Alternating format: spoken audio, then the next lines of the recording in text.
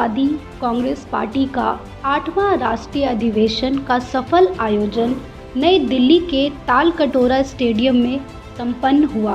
कार्यक्रम में एनसीपी के अध्यक्ष शरद पवार मुख्य अतिथि के तौर पर सम्मिलित हुए।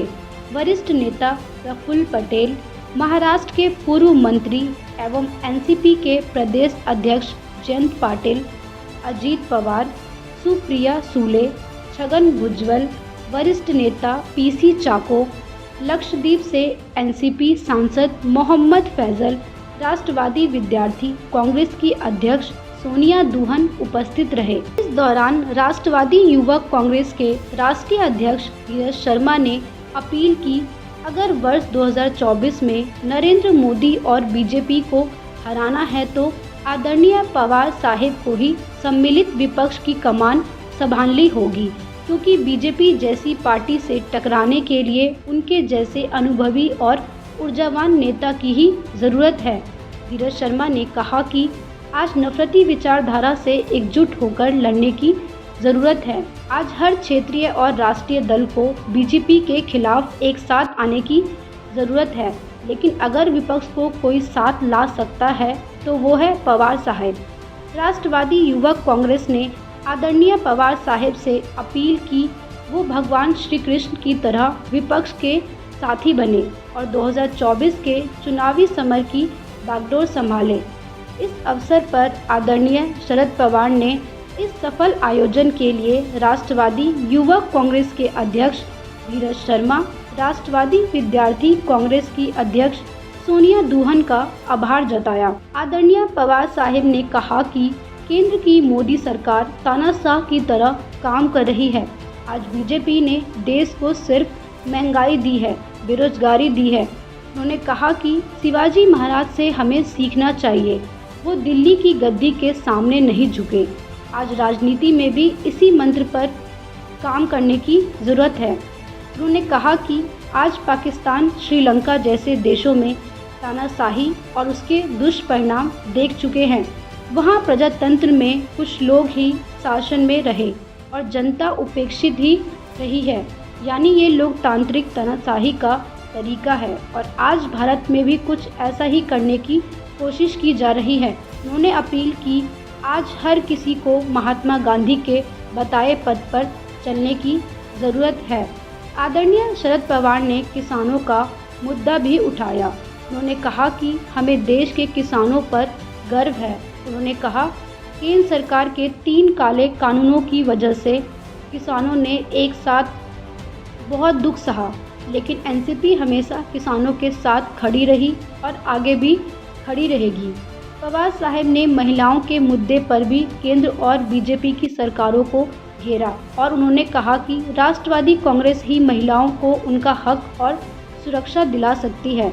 शरद पवार ने राष्ट्रवाद पर बात करने वाली केंद्र की मोदी सरकार की सुरक्षा संबंधी नीतियों पर भी उंगली उठाई। उन्होंने देश की सीमाओं की सुरक्षा और चीन की लद्दाख समेत एलएसी के कई हिस्से में अतिक्रमण का मुद्दा उठाया। उन्होंने देश के सभी युवाओं, छात्रों को एकजुट होने और नफरत की राजनीति से ऊपर उठकर देश के लिए विकास वाली राजनीति के समर्थन की अपील की। पार्टी की वरिष्ठ नेता सह सांसद सुप्रिया सुले ने कहा कि हमारी पार्टी एनसीपी का जीतने का स्ट्राइक रेट शानदार है, इसे बरकरार रखना है। इस कार्यक्रम में मशहूर शायर मंजर भोपाली भी शामिल हुए, जिन्होंने देश की गंगा जमुनी तहजीब और उसको पहुंचाए जा रहे नुकसान पर कई गीत सुनाए। मेरे तमाम राष्ट्रवादी कांग्रेस पार्टी के साथी, युवा साथी और विद्यार्थी संगठन के मेरे साथियों का मैं हार्दिक अभिनंदन करता हूं। साथियों, आज हम सब लोग राष्ट्रवादी कांग्रेस पार्टी के 8वें राष्ट्रीय अधिवेशन पे हम लोग दिल्ली में उपस्थित हुए हैं। बहुत टाइम बाद हमारे को एक मौका मिला, जिसका मैं तहे दिल से आदरणीय शरद पवार साहब का शुक्रिया करता हूं कि उन्होंने हमारे जैसे कम उम्र के नौजवानों को, मेरे को और सोनिया जी को इस राष्ट्रीय अधिवेशन की जिम्मेवारी सौंपने का विश्वास दिखाया। राष्ट्रवादी कांग्रेस पार्टी एनसीपी का 8वां राष्ट्रीय अधिवेशन दिल्ली में तालकटोरा स्टेडियम में संपन्न हुआ है और आज हमने फिर से हमारे राष्ट्रीय अध्यक्ष शरद पवार जी इनकी पुनश्च राष्ट्रीय अध्यक्ष के तौर पर हमने चुनाव करके उस प्रक्रिया से उन्हें वापस वहाँ पर नियुक्त किया है। हमारी पार्टी को 23 साल पूरे हुए हैं और इस 23 वर्षों की यात्रा में राष्ट्रवादी कांग्रेस पार्टी ने पूरे देश में एक नेशनल पार्टी के तौर पर रिकग्निशन प्राप्त किया है और तकरीबन इस देश के सभी राज्यों में कभी न कभी हमने विधानसभा में वहाँ से प्रतिनिधित्व किया है और लोकसभा में भी और राज्यसभा में भी पिछले अनेक वर्षों से हमारे वहाँ पर प्रेजेंस हमने दर्ज किया है। जी देखिए, ये आज हमारा 8वां राष्ट्रीय अधिवेशन था दिल्ली में और लगभग पूरे देश के 26 राज्यों से हमारे सब डेलीगेट्स यहाँ पे उपस्थित हुए और मुझे लगता है जिस तरीके से जोश हम सब लोगों ने देखा है वो समय दूर नहीं जब 2024 में पूरे देश में शरद पवार साहब और राष्ट्रवादी कांग्रेस पार्टी का डंका बजेगा।